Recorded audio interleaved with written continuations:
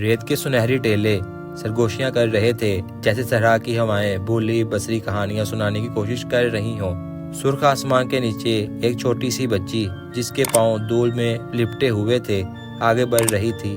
اس کا نام نائرہ تھا، ایک یتیم جس کا کوئی گھر نہیں تھا، کوئی خاندان نہیں سوائے ریت کے چمکتے ستاروں کے۔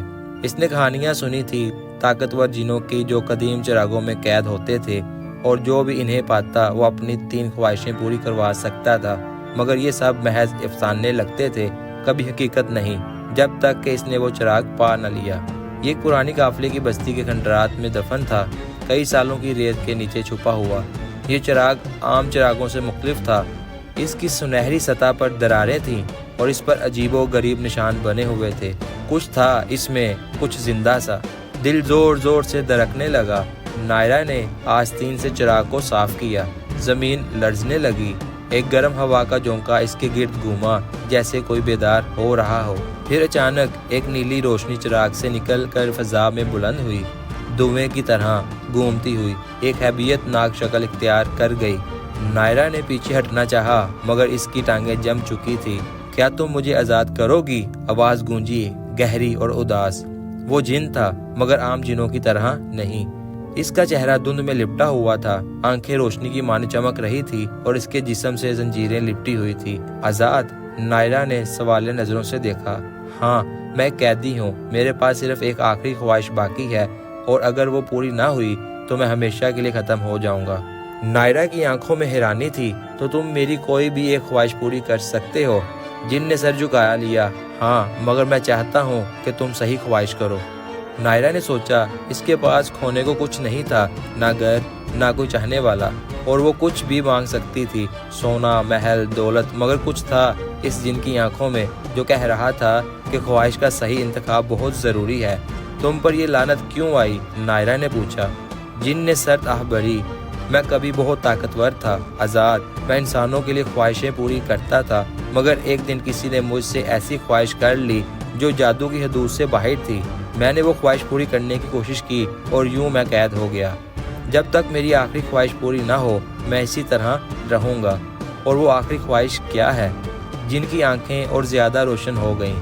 یہی تو راز ہے، میں اپنی خواہش کسی پر ظاہر نہیں کر سکتا، تمہیں خود سوچنا ہوگا کہ میری آزادی کی چابی کیا ہے۔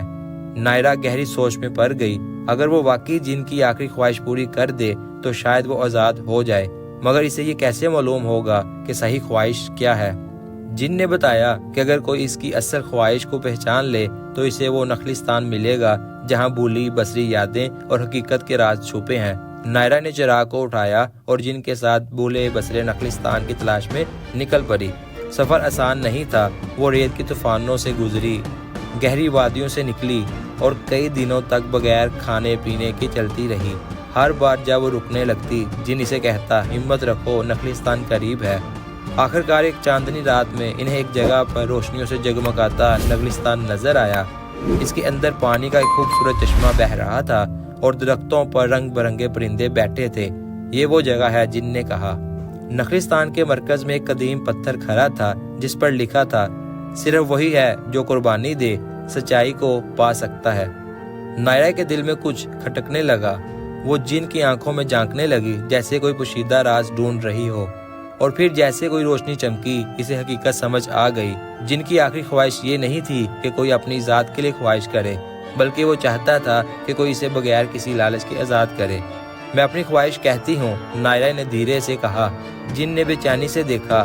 میں چاہتی ہوں کہ تم آزاد ہو جاؤ، ہمیشہ کے لیے۔ جن کچھ لمحے خاموش رہا، پھر ایک زوردار دھماکہ ہوا جیسے آسمان پر بجلی چمکی ہو۔ زنجیریں ٹوٹ گئیں، دھواں بکھر گیا اور جن کی شکل بدلنے لگی۔ اب وہ پہلے کی طرح ہیبت ناک مخلوق نہیں تھی، وہ روشنی میں ڈھل چکا تھا، آزاد، بے حد خوبصورت۔ نائرہ، تم نے صحیح خواہش کی۔ اس کی آواز اب نہایت نرم اور پرسکون تھی۔ تم نے خود کے لیے کچھ نہیں مانگا، اس لیے تمہیں وہ انعام ملے گا جو کوئی نہیں پا سکا۔ اور وہ کیا ہے؟ نائرہ نے حیرانی سے پوچھا۔ جن نے مسکرا کر آسمان کی طرف دیکھا۔ سچائی، تمہیں وہی ملے گا جس کی تمہیں واقعی ضرورت ہے۔ نائرہ نے خود کو بدلا ہوا محسوس کیا۔ اسے احساس ہوا کہ اصل جادو طاقت میں نہیں بلکہ چاہنے میں ہے، قربانی میں ہے اور سچائی میں۔ جن روشنی میں تحلیل ہو گیا، ہمیشہ کے لیے آزاد، اور نائرہ وہ اکیلی ضرور تھی مگر اب وہ پہلے جیسی نہیں رہی تھی۔ اب وہ جانتی تھی کہ سچا جادو دل میں ہوتا ہے، خواہشوں میں نہیں۔ وہ چراغ ہاتھ میں لیے نخلستان کے پانی میں اپنا عکس دیکھ کر مسکرا دی۔ کہانی ختم، مگر نائرہ کی کہانی ابھی شروع ہوئی تھی۔